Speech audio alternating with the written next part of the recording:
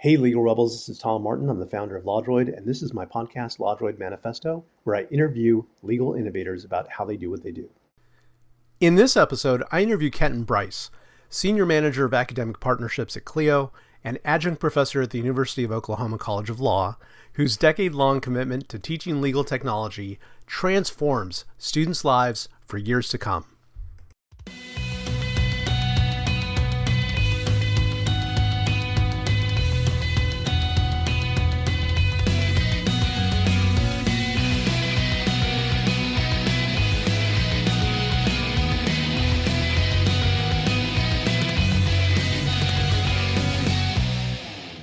Welcome to the LawDroid Manifesto podcast. I'm Tom Martin, your host. I'm thrilled today to have on Kenton Brice. Kenton is an amazing person. He's a friend of mine, and he is now the Senior Manager of Academic Partnerships at Clio. And I'm really happy to have him on the show to get to know him better and also to share that with you so that you can get to know Kenton better today. So with that, Kenton, how are you doing today? Where are you? Hey, Tom, I'm doing great. Thanks for having me. I am in Norman, Oklahoma, and to be completely honest and transparent, I am in my garage. And so this is not my house. So just FYI. Yeah. Yeah, I was about to say this is a lovely looking garage there. Yeah, quite well appointed. Yeah. Um, I do what I can, you know. It's hard living here in Norman. We have a garage like this. can you describe a little bit what Norman's like? You know, I've been out to visit you, but I love to to share with the audience. Yeah, so Norman is a gem. You know, Norman, Oklahoma is the home of the University of Oklahoma. So it's your quintessential university town. In as much as you can have a quintessential university town that's part of the SEC. And so think big market football, huge events in the fall, massive concerts. Um, but there's just this energy around the city, around the university, which is palpable. And it's a great place to live. But beyond just being a university city, we are actually a city. And so we have a thriving arts community. We have a local theater community. And I have two kids, and we love it because they're plugged into those community elements. And so some of that's because the university's here, but also because some of that is just the gem that Norman is. And so we're 25 minutes south of Oklahoma City with a town in between us. So we're not truly a suburb. And I always tell my friends and I tell my students, I still teach at the university. Even though I'm in my new role, we'll probably talk about that later. But I rarely leave the city limits of Norman. Like everything is here. Like every restaurant you would want. Um, you know, yeah, we have grocery stores, you know, and so I have to explain this to people around the world. Like, no, I don't ride a horse to work. You know, it's not the Wild West anymore. We actually have world-class museums in Norman because of the university.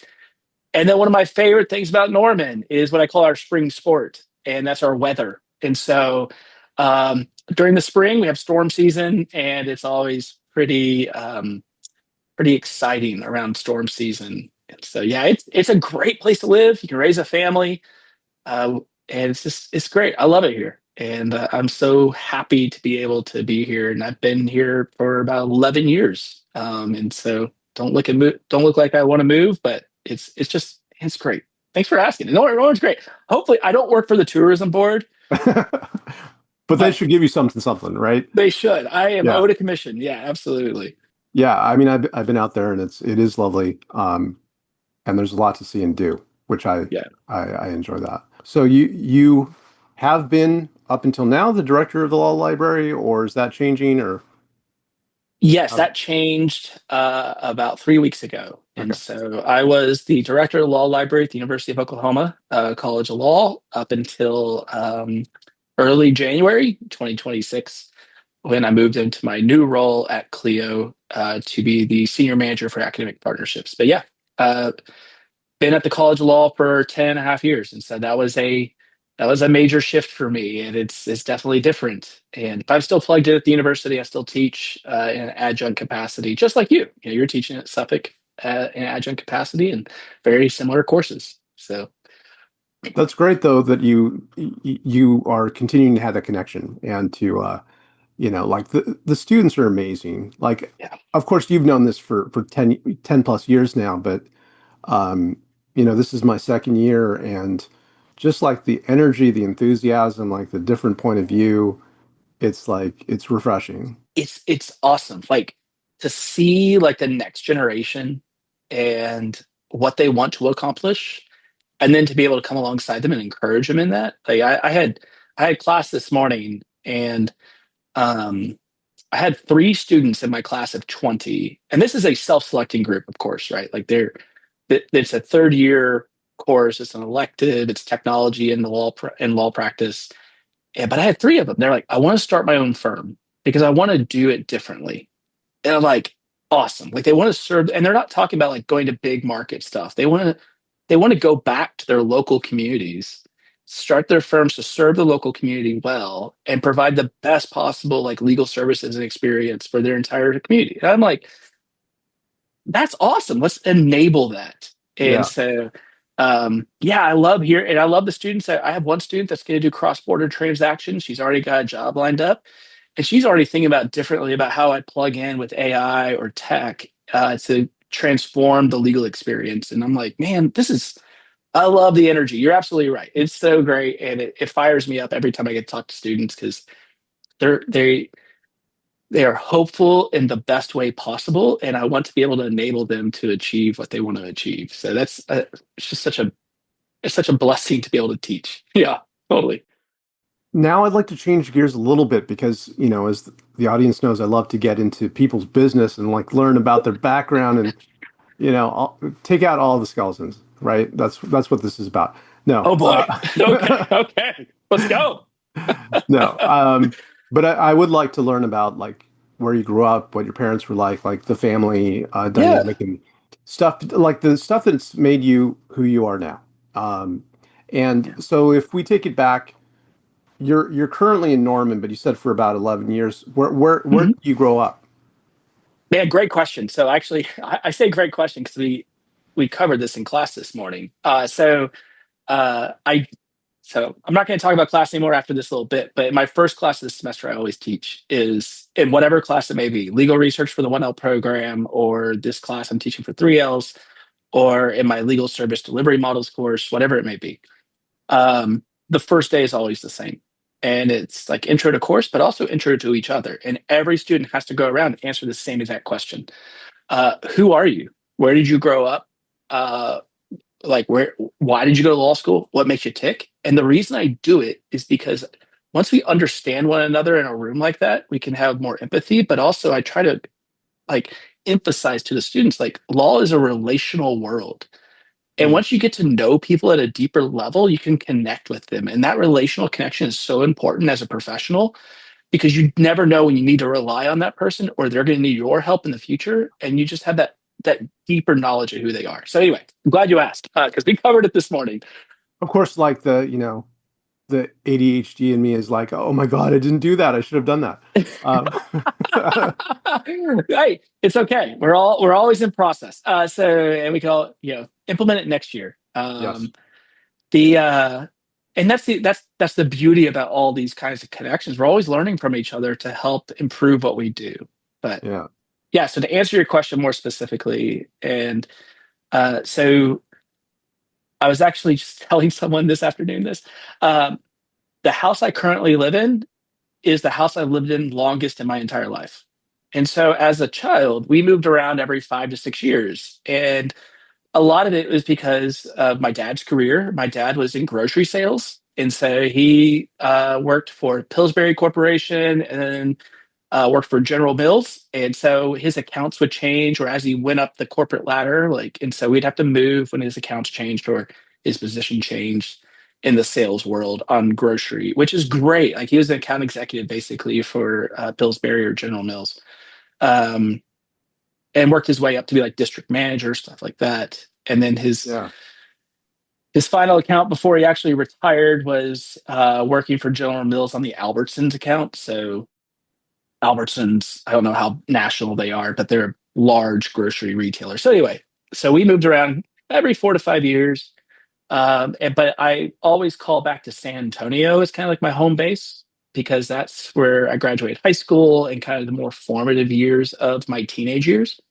And Mhm. so I always call San Antonio home because I feel like that was like really growing up, like in that space. So, um, but since high school, I did not live in the same place for very often. I moved around quite a bit in my professional life before law school, then with law school, and then yeah, just by the grace of God, for the past 10 and a half years, I've gotten to live in Norman and actually have roots. And I've never had that before. And so that's why I say like, I love living here because it is truly like it's home. And I was born in Texas, spent a lot of time in Texas. And I think once this goes public, people are going to hear me say this. And I'm like, I may get some hate mail from my native Texan fellows, but I actually enjoy living in Oklahoma and I love my home state too. But yeah, so native Texan from all over, born in Houston, raised in all over, but kind of San Antonio's home. But now I'm definitely a Normanite Oklahoman. It's funny that you say that because I just got back from San Antonio, Oh, uh, yeah, that's and, right. and my mom was born there. Uh, Oh, no way. Okay, cool. yes, so there's some Texas ties, you know, like you. Now I've been living in Vancouver for a dozen years, so I get it. Um, and Yeah. this has become home now. One thing I think is interesting is, jumping a little bit ahead, you went when you went to Texas A&M while you're Hmm. there, you Yeah. were focusing on petroleum engineering. And so, of course, that seemed to make sense with like Oh my gosh. Texas, oil. And also, I'm a big fan of Landman. Uh, so I was wondering like how that came together. Yeah, man. Wow. Okay, so those are deep cuts. How did you know all this, Tom? Did we talk about this once? Because not a lot of people know that about me. So this is great. I just thought it was cool. Okay, You cool. Yeah. So when I graduated high school, I was really big into math and physics. And so those are the two areas that I mean, I love science, I love chemistry, I love physics, and I love calculus, um, among other things. But that's really where I plugged in. And so I apply, and so also Texas A&M runs deep in my family's blood. You know, we bleed maroon, and so I'll never forget this. I only applied to one school for undergrad, and it was Yeah. Texas A&M. And so my dad, this goes back to this family history, right? Like my dad was in the Corps at Texas A&M, class of '74, um, and he's still deeply connected with his alumni network or former students. Um, and so anyway, it's a whole culture, right? Texas A&M is its own culture. So yeah, petroleum engineering, there was a couple of reasons why I went after that. What, and I'll just be very honest, like it's extremely lucrative. And so you can make a lot of money being a petroleum engineer. And Texas Yeah. A&M has one of the best programs in the world for petroleum engineering. I knew I wanted to do engineering out of high school because I liked physics, I like math, and I like building things. So I thought engineering was the pathway for that. And then petroleum engineering was kind of where I focused mainly because of the monetary side. It wasn't because I thought energy production or oil was awesome. Um, yeah, but that's fascinating. But yeah, that only lasted for a hot minute. That didn't last very long. So I ended up, and this is a very long story that we can share sometime later. But my first semester at Texas A&M was fall of 1999, and that was a very bleak time. It was hard. It was very, very hard. That's when the bonfire tragedy happened. Um, I had a one of my classmates in my engineering core actually passed away in that, and so Michael Oh, wow. Ebanks. So this is getting dark, but it is my story. I mean, it was like it was very hard. It was a very hard season of life as an 18-year-old just trying to figure out the world, and then you have a tragedy like that happen. And yeah, I had a lot of nightmares about it. I was in a dark place. I went home for a semester, and then I thought I was going to go back to Texas A&M, and then ended up the summer before my sophomore year, just like all that fear and anxiety and all those things gripping me. Um, yeah, it just kind of like all came to a head. And that summer before my sophomore year, I became a Christian and started uh, truly believing the truths of Scripture and of ancient Scripture and who Jesus was and what he talks about with death and life. And it completely transformed my life.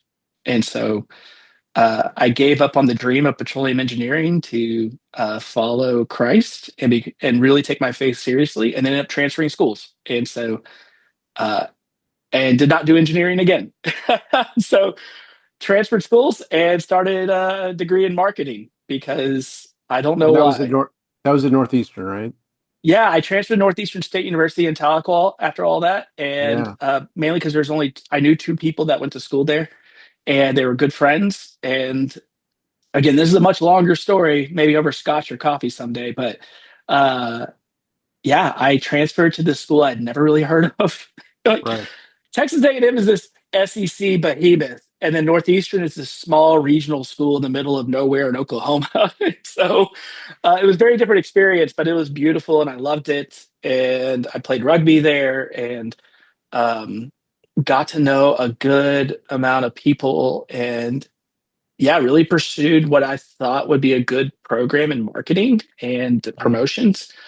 I understood I like talking to people. I understood like networking and connecting with people, and I wanted to make a career out of that. And so, yeah, so transferred to Northeastern, and then 3 years later, finally graduated, and yada yada yada, as they say in Seinfeld. And now I work at Clio. So, Well, it sounds like, not it sounds like, I mean, obviously you had a very,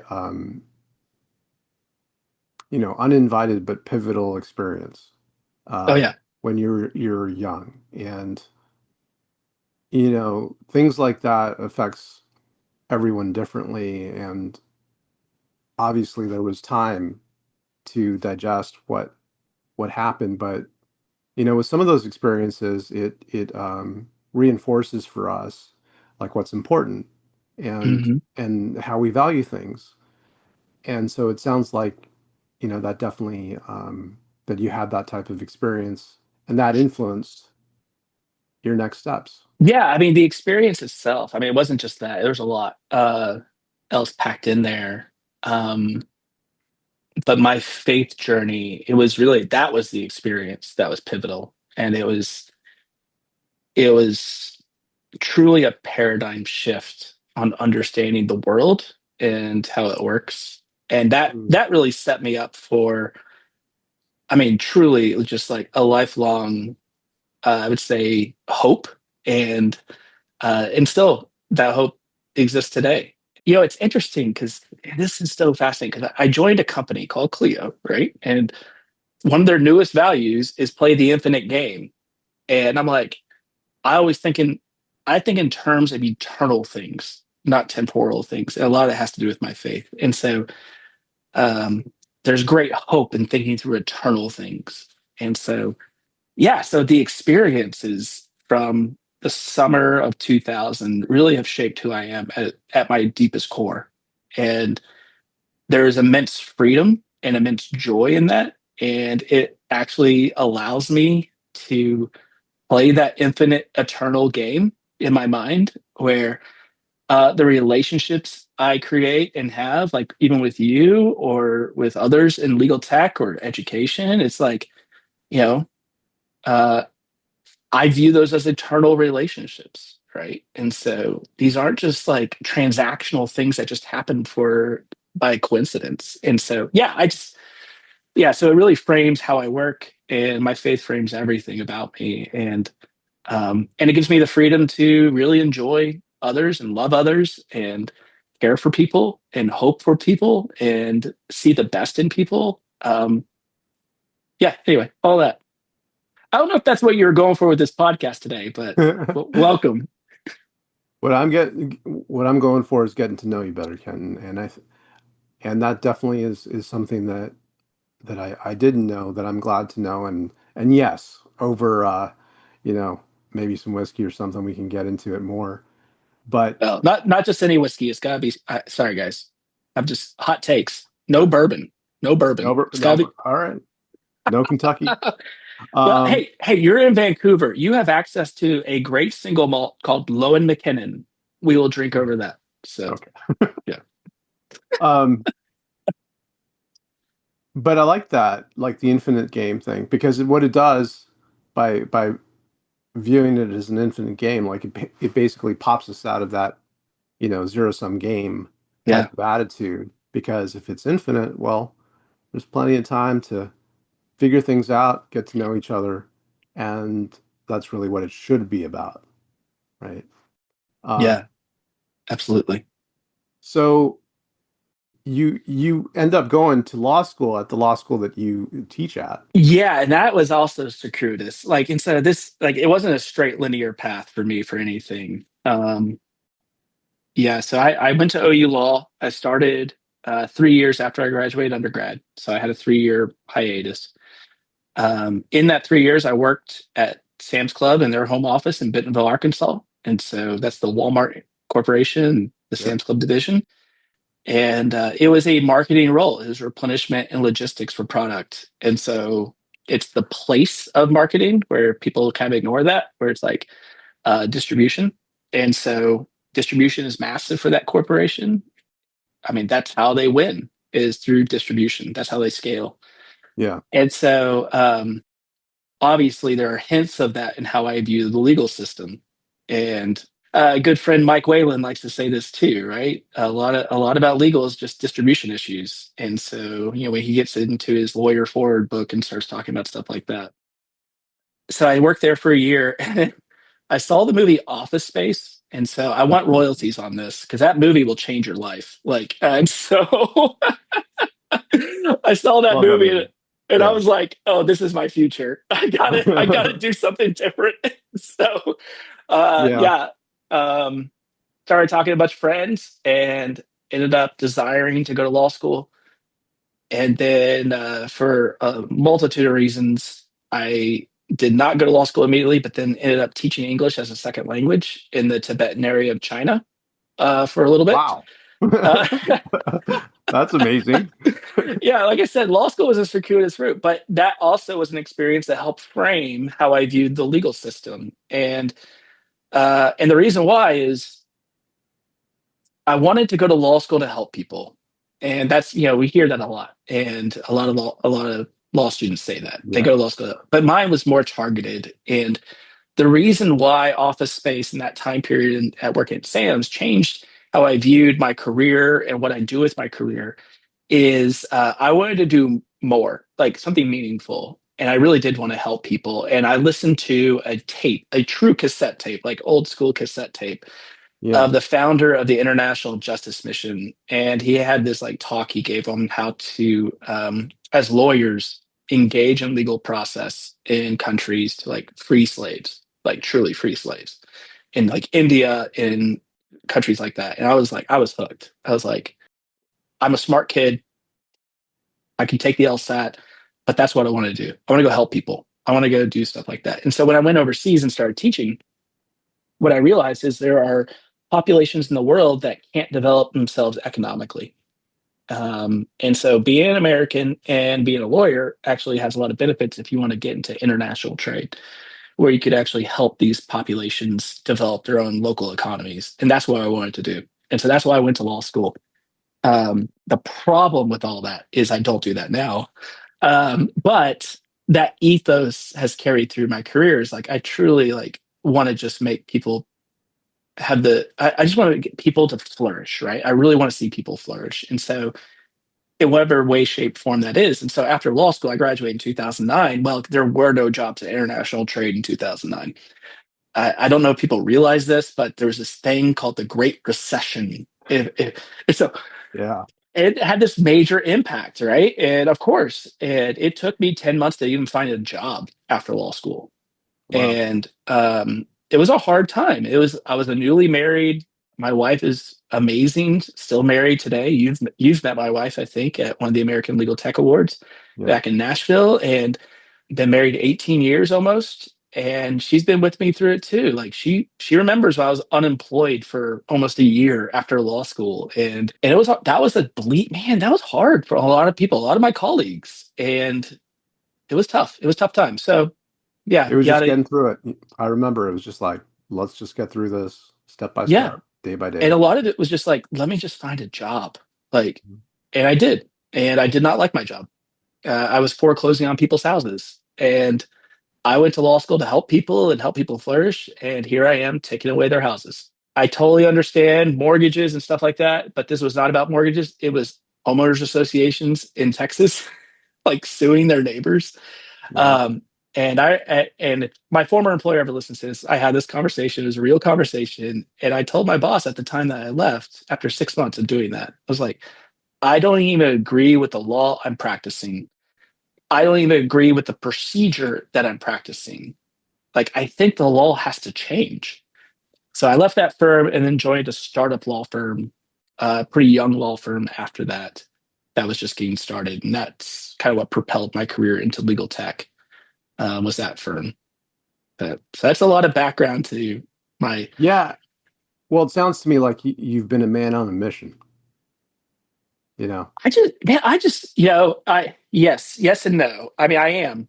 I want to see people flourish. Like even in Norman, Oklahoma. Like we have landlord tenant issues, right? We were talking earlier about Satish, and I was like, Satish and I kind of talked about this a couple of months ago at KMNI in New York, and what do we do with that as a profession? Where we know that 99% of people in landlord tenant cases are unrepresented on the tenant side. What do we do with that? And that's happening in my backyard. Well, I want to be able to influence my students to think differently about that. Because Yeah. me alone, I can't fix that. But if I can get 20 to 100 law students to think differently about how they approach practice, maybe, just maybe, they can have this like weirdo professor out there just yelling at them about this stuff, and they'll realize like technology is a piece of the puzzle to the solution to help scale services for people like that. Like Yeah. even with the work that you've been doing with LawDroid and in New York with the Positron and all that work that you did with Satish, I'm like, yes, let's take that and let's learn from what you've been working on with Satish, and how do we do that differently for our own culture and our own context and our own city and our own legal process? Something, because our community is hurting. And so what do we do? And so, yeah, I am kind of a man on a mission, right? Like it is like, Yeah. and so that's what I've been doing for the past 11 years is kind of preaching. Technology is definitely a piece. I think that's the holistic vision of it is like technology, legal technology, or even just your own productivity software, whatever it may be. It is a piece of the puzzle, but you also got to think about your business. You also got to think about how to design things well. Yeah. Um, and that's the course I teach in the spring is kind of like how to do that. And how to productize some of your services so you're not having to just grind and grind. And, one, I'm going to say it publicly because I'm on a podcast, but thank you so much for always engaging with my students in that process, in their projects with LawDroid. And Oh, so, yeah. It's a yeah, pleasure. but that's just, that's part of it. It's like, hey, I want my students to realize there's cool stuff you can take advantage of to actually do this differently. But yeah, I am a man on a mission. I want to see access to justice solved. I don't think it ever will. If we keep on volunteering our hours, I don't think that's going to do it. But there's really big questions about A to J with like court systems and justice systems and how they work. And then there's Yeah. really small things we can do. But yeah, so I would say, yeah, I think it's a pretty good assessment. I'm on a mission to do really cool things, hopefully to help people. So Yeah. A mission for good. And I hope. I hope so too. I don't want to have you on the other side. Um, uh, but like the influence with students, I could see like little Professor Kenton like on their shoulder just saying, "Hey, think about this differently." Um, yeah. so one of the transitions is going to University of North Texas, focusing on information sciences, and then bringing Mhm. that to your role at University of Oklahoma, and then your progress up the ranks until you become a director of the library. Like what, I guess that focus, like how did that come to be?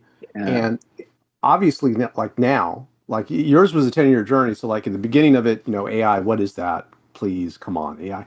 And now, and now that it's become, second nature really, and even more so over time, what was that? experience like for you, and why the focus on that? When I was in my firm practicing, we were in North Texas. I lived in Denton, and our office was in Highland Village, Texas. We also had another office in Santa Barbara. Um, and hats off to those guys. Drew Chrisman, Duke and Kelly, Matt Clark for taking a chance on me, and they appreciated and let me drive some of my wilder ideas on how to adopt technology into a law practice to do things differently, and they were on board. And we were very entrepreneurial, and we did things that cost us money and didn't pan out. And so, no product names there, but it's not my current employer, that's for sure. But it is like we were doing things differently than other firms. And I remember, yeah, 2014, my wife and I went to Scotland for my cousin's wedding. And it was one of those times you just kind of get away. Like we got away for 2 weeks, and I had not had that experience before where we were out in the Highlands of Scotland for about a week on our own. You just kind of get away. You get away from day to day. And it kind of came back to one of those moments where you're like, what do I want to really do with my career? Like I think I'm a pretty good lawyer, and I have this like background and context of what I've been doing in the firm for 5 years or 4 years at the time. And then you kind of do some reflection. I was like, man, lawyers need to learn how to leverage technology better for their clients. And hopefully we could start making an impact in the A to J space too, right? Like, Yeah, and that's exactly what I told my students this morning. Leveraging technology in practice, if we don't do it appropriately, it creates worse outcomes for lawyers and worse outcomes for clients. And it's both, right? Like either you're grinding too much, you're spending 100 hours at work, whatever it may be. I mean, there's a reason why our profession has some of those endemic issues, right? Like yeah, substance abuse, divorce, you name all the ills that come with the profession, where why are we like that? And a lot of it has to do with how we work. And some of it is the work we do. Don't get me wrong. There's a lot of trauma in our practices, but a lot of it's how we work too. Like, and so in 2014, when we were in Scotland, I was like, I want to teach these things. Like, I've been able to do things in my practice that I think are meaningful, and no one teaches this stuff, or I don't know of anyone that does. mm, And so at the time, I kind of look across the educational landscape, and the only way to get into a law school to teach this stuff was through law libraries. I mean, we've had clinics for a while, but they weren't like trying to figure out how to leverage technology to make client experiences better. They're trying to teach people how to be in court or, and have real clients and how to do yeah, client counseling, which is also very important. This is not a zero sum game, right? Those are all very important things. I didn't know of any doctrinal professors teaching this stuff because yeah. at the time, technology and law was all about intellectual property, or maybe you find a course somewhere on cybersecurity. And so yeah, I law librarians was the avenue to start doing this type of work in law schools. And in secret, I didn't tell my firm about this for a year. I started work on a master's program in library science, information science at University of North Texas for a couple of reasons. One, they were in my backyard. They were in Denton, Texas. And then two, they also had a hybrid online program so I could still practice and then Mm. do my coursework at night. And this was back in 2015. Yeah, 2015. Yeah. Wow. And so, and then once I got the job at OU, I extended for another year because I was really pushing it, but then I was like, oh, I can slow down my degree program. And so, yeah, finished in August 2016 when I slowed everything down. But yeah, I mean, really, the library and information science was because law libraries think differently about how to provide services. And on the county level, you see that. Like the county bars aren't figuring this out. It's the county law library, especially in Texas, has a very strong county law library. So you think like Harris County, which good friend Andre Davison runs. He's the director there. Yeah. He took over for another good friend, Joe Lawson. They do really cool stuff. They're the innovation hubs for Harris County. And so for everyone that's Houston, Texas, it's a huge county.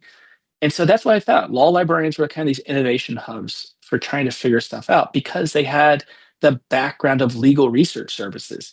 So most technology in law schools came through legal research services. And so there were these natural fits for like emerging technology librarians or something. And we're still seeing that today continue to grow. So that's why law libraries was on my radar. And it's not because like I love books. Don't get me wrong, love books. It's kind of those same tropes of why people go to law school. You say, well, why'd you become a librarian? Well, I love books. I was like, okay, cool. I love that. I love books Yeah. too. That's not why I became a librarian. I became a librarian because one, they're very service oriented profession. And also they are generally the incubators for innovation in an entity or have been traditionally. Yeah. And so I started out and at OU, I was very close to going to Ole Miss in Oxford, Mississippi. But OU had done this thing that was like cutting edge. They had started this program called the Digital Initiative, and they wanted to grow it and they wanted to scale it. They just didn't have the right manpower for it. And Hmm. it started out as a true one-to-one iPad program where they give every law student an iPad. And they worked with Apple on that. And yeah, it was kind of like this match made in legal tech heaven. It was like, I wanted to do this kind of work in my career. They wanted to find the right person, and it just happened to be my alma mater, and they just happened to know me, and it just all worked out. Stars aligned. And so, yeah, I started out as their first ever digital resources librarian in 2015. Like there's something about law librarians that like and information science that just it gives permission, right, to be open-minded about the law and like how we actually use these things. That for whatever reason, at least traditionally when it comes to training lawyers, it hasn't been the case. And the work that you've done and opening students' minds so that hopefully they're, more progressive, open-minded law practitioners in the sense of using technology to their advantage to help their clients, which is the goal here. That's been a wonderful thing. And I do want to jump ahead a little bit though with the time that we have about, match made in heaven, like you now being at Clio. I'm based in Vancouver. I've known, Clio for years. Uh, Jack, fantastic guy. He's been visionary in his like view of how things would play out and how they played out. Joshua Lennon, is another American who moved up here to Canada, and they're in my backyard. Plus, they've just been fantastic in their outreach to people and bringing people together through the community of ClioCon, which we've Mhm. attended together many times. So I think you being there it is like a force multiplier because the resources that Clio brings to bear, the experience that you bring to the table seems like a definite chocolate and peanut butter kind of thing where it's just like a tasty treat. Uh, so with that set up, Kenton, Oh my goodness. how do you feel about being at Clio now, and what do you have? What are your plans? Great question. I'm gonna definitely have to take the chocolate and peanut butter analogy back home with me to Clio. So yeah, I joined Clio last week. Last week was my first week, and it's interesting leaving a position I was in because I was the director of a law library on the tenure track, and for a lot of people, that's it, and that is it. Like it's a 30-year job if you can get it, Mhm. and I just want to say this. It was not an easy decision. But that being said, if you think missional alignment, there's so much missional alignment between Clio as a corporation, what Jack's done, and the culture they have and what they want to accomplish, where the mission of Clio is to transform the legal experience for all, which I have missional alignment in my career. Right. And so I don't say this flippantly. There is no other company I would have joined except for maybe yours. So, I have to say that because you're a good friend. But Thank you. it is one of those things. There's so much alignment. And so in my new role, so I'm senior manager for academic partnerships. I get to work with some incredible people. So I get to work with Phil Rosenthal directly, which Phil is one of the co-founders of Fastcase with Ed Walters, other good friend. And it is like I get to work with really interesting, awesome people that have been doing really interesting, awesome stuff for a long time. And so we are all force multipliers in Clio, right? It's not just one of us, it's all of us. And I think and I perceive once we understand how to do this well together, like we are going to truly transform the legal experience for all. And when I say the for all piece, like that is for all. That is an access to justice mission, but that is also a lawyer well-being mission. That is also a higher education mission. And so, yeah, so I have big plans. How do we get there? I don't know yet. I am day 8 on the job. So, but no, I do have big plans because I think Clio is positioned in the market and it's missionally focused to be that catalyst for change in the legal industry that we haven't had before. And to go back to law libraries, and this is the big thing that happened in November with the acquisition of VLEX, which made it such an interesting proposition for me, is I have straddled the gap in law schools between the practice of law and the business of law. Right. Mm, As a law librarian, we focus heavily on the practice law, legal research, legal writing, legal analysis, legal resources, content, context, like yeah, how all that relates together, right? right. But then in my courses, other than legal research courses that are traditional, I've been teaching the business of law, how to implement technology, how to think about marketing in a law firm, how to productize legal services, how to think about how to operationalize pieces of your law firm. Clio has now the ability to bring those two together. So that's why again, it's all about a missional alignment plus actually like strategic alignment with what they're doing to use the marketing terminology, right? To build the legal intelligence platform where Clio with the VLEX acquisition, with bringing in VLEX and Vincent, like they are the only company I know of that has the full work stream basically for legal work. All your matter information, all your client information as context for your research and writing and product. Like Yeah. that's one of the things that was really attractive for me is like you are doing exactly what I want to do with my career. Like the holistic idea of how we practice, right? Like the business is not mutually exclusive from the practice. And in our tool sets, they have been. And so even with AI, it has been like, and I actually had this conversation earlier today, and no names because I don't have permission to share their names, but really well respected people in the industry. And this person was just like, I feel like I always have to take one conversation and then put it back over to this other conversation. And that's how the tools work. Can we just marry all that together and just have one conversation? Yeah. And I'm like, yes, that's where we're going.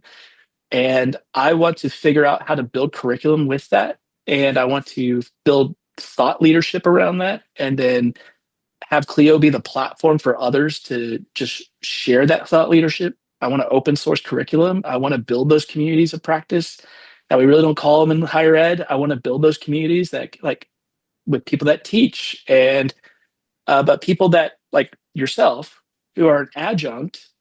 It's like, well, how do we provide you the resources to teach at the top of what you can do? And some of that's not just technology. Some of that's also partnerships on how to develop curriculum together, right? Like even sharing earlier, like what I do in my first class, like it's like that. Like, why don't we have a community for that? And so I want to help build those communities. It's interesting that you go to my background because my brothers, I have 2 brothers, one's older, one's younger. They're both sales and they're really good at what they do. Hmm. And I've always been like, I'm not a sales guy. I'm a partnership guy. So like, like I want to build coalitions and partners. And you know what? I want Clio to be the vehicle for that because the product will follow. The product is amazing. And so it's like, hey, like, how do we build partnerships and coalitions around that with that infrastructure in place that we can all succeed and thrive and truly transform the legal experience for all? And that's why I say like this was a hard decision to leave higher ed. I loved my job and I love my job now too. So I would not have made this move if it wasn't for like, oh man, this is going to be fantastic. We're going to be able to do some cool stuff, and hopefully you can feel that. Like I'm like, this is going to be great. So, yeah, I'm over the moon about the possibilities that we have. Well, look, man, here. Like I can feel it, and I'm looking forward to seeing what you do with it. Let You me and me ask you a both. couple. What's that? You and me both. I can't wait to Yeah. see what I do with it. Oh, I love that. Well, let me ask you the couple of questions that I ask everyone. So the first one. is damn. Like you have a lot going on, especially right now with figuring things out and all that. Like how do you keep a work life balance? Do you have an approach to keeping things so that there's work, but there's also home? Like how do you approach that? And maybe people that are listening, watching can take something from that for themselves. Yeah, great question. So one, it's very new for me to work fully from home, other than the COVID era, right? Like COVID time, we were forced to. Now it's by choice. I have two small children, smallish. One turns 8 next week, so shout out Ian turning 8 next Thursday. So if he listens to this, which he won't, he's 8. But yeah, so shout out to my son, he turns 8 next week, and I have a 5-year-old daughter. So work life balance means like I have my priorities in place, and my wife and my kids are my priority. And so it's interesting working from home now because now when I take a break or when I get lunch, Yeah. I cross this door over here and it's family. So it's not like I'm at the office and I gotta get home at 6 or 7 p.m. Right? It's like no, it's just here. It's all together. And so I think this is this new kind of concept that a lot of people live through that I've never lived through like this, except for during COVID, which was also a very different dynamic. The kids were much younger. My daughter was a newborn. Yeah. Um, but also like our education choices, like we do what's called a blended classical model, and so the kids are at school 2 days a week and they're home 3 days a week. And so on the other side of this door during the week, 3 days of the week are my entire family. And so part of the calculus of coming to Clio was also that work life balance of I get to see my kids and my wife more now. And those touch points to me are invaluable. And so, especially at these tender years, right, of children. And so, my daughter is over the moon about me working remotely, and they're super great. They're super respectful of noise and all that. But anytime I come out to get a drink or get coffee, she's just like, "Oh, it's great to see you," and I'm like, "Oh, this is awesome." So yeah, that working remotely is a different change, but it's also constant communication of just like my wife and I making sure our calendars are aligned, stuff like that, because things are busy, and I want them to know, like, "Hey, I'm at work right now," and so we're doing really good so far. It's only 8 days, but we're doing good. But yeah, I mean, a lot of it is priority setting. And I talk to younger lawyers a lot, and a lot of it is setting those priorities. And, to my employer, and I've said this to everyone, like, anytime my job gets in the way of a relationship with my wife or my kids, like, I will choose my wife and kids over my career.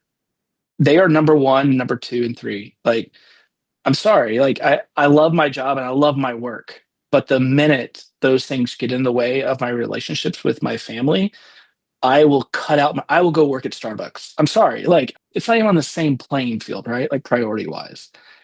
And coming into a career with that mindset, I think is super important for young career professionals, because a lot of people, what happens, what I've found is, um, they'll wake up in 30 years and they'll be like, "Where's my family?" So I want to invest in the things that, again, eternal mindsets, right? Like, Yeah. I have that mentality. I try to stay true to that as much as possible. But there's constant conversation. Like tomorrow, I'm going to fly out to Friday, I'm going to fly out to San Antonio. That just came up. We had to have a conversation of like, okay, so just this will air after this, hopefully. But the daddy daughter dance in Norman, Oklahoma, is on Saturday at 4:30 p.m. I'm going to fly to San Antonio on Friday. I'm going to make sure I'm back by 4 o'clock so I can drive to the daddy daughter dance. My wife is on board. We're going to meet them. I'm going to pick up my daughter. We're going to meet in the parking lot. I'll be dressed to the nines. She's going to be dressed to the nines. And we're going to go party like it's 1999 at the Norman Dottie Daughter Dance, which, again, Norman's a great gem of a city. We do stuff like this. And it's a huge community event. And I wouldn't miss it for the world. And That's so having that conversation, right? It takes conversation and constant communication. But yeah, I mean, I prioritize my family like crazy, and always will. And because So that's how I keep my work life balance in balance is Yeah. prioritizing the things that need to be prioritized, and then communication on top of that. That's awesome. And I wish you the best of times at the dance. I remember the daddy-daughter dance that I went to with each of my daughters, and just so much fun. So Dude, such good moments to hold on to. yeah, like doing the what was this move called? I don't know, but doing that with my 5-year-old daughter. Let's go. Like I'm not a Yeah. terrible dancer. This is gonna be great. Anyway, yeah, so it's gonna be great. Well, just know that she'll probably be caught up with like the candy plate that they usually put out, like all the Yeah. kids' toys. Um, Yeah, it's the cookie plate. Yeah, yeah, the cookie yeah, plate was a big deal last right. year. So let me ask you the last one, which is, and I think you've already talked about it really, but with all these things that you have, in the fire, like the things that you're working on, what makes this worthwhile for you? I hope my work is meaningful, that we actually change lives, right? Like, and this goes back. I mean, what an interesting theme. The eternal mindset, right? Like, Yeah. um, there are things we will do today that we may never see the fruit of.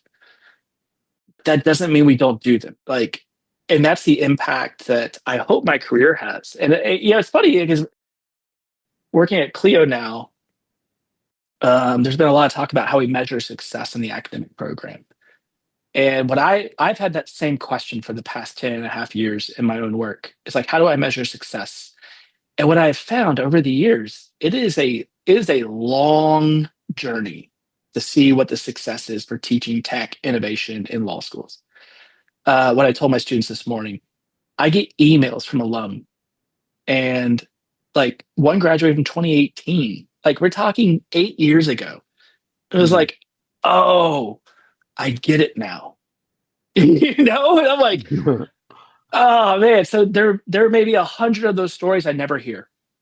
And I just hope that I'm having an impact to change people's lives for the better.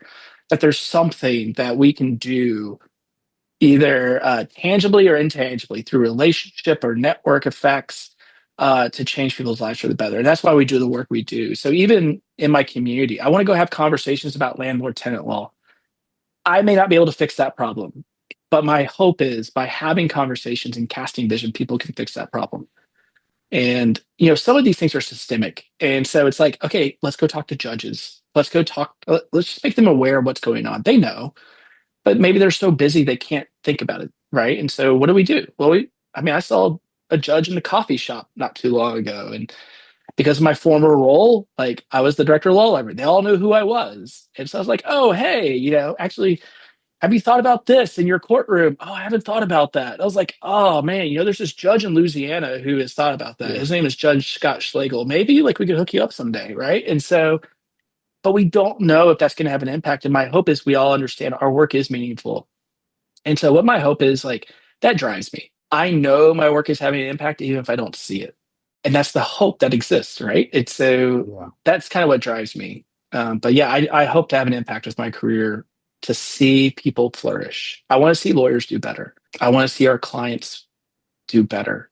I hope for the day where even though clients are going through the worst season of their life, or sometimes the most exciting season of their life, that they would think, man, I felt loved and served well by my lawyer because they're also healthy.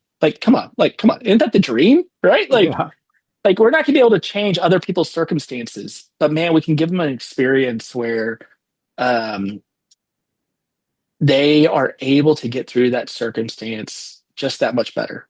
And so let's do that. Well, I think that's a great note to end on. And like I said, I'm really excited to see where you go and what you do at Clio.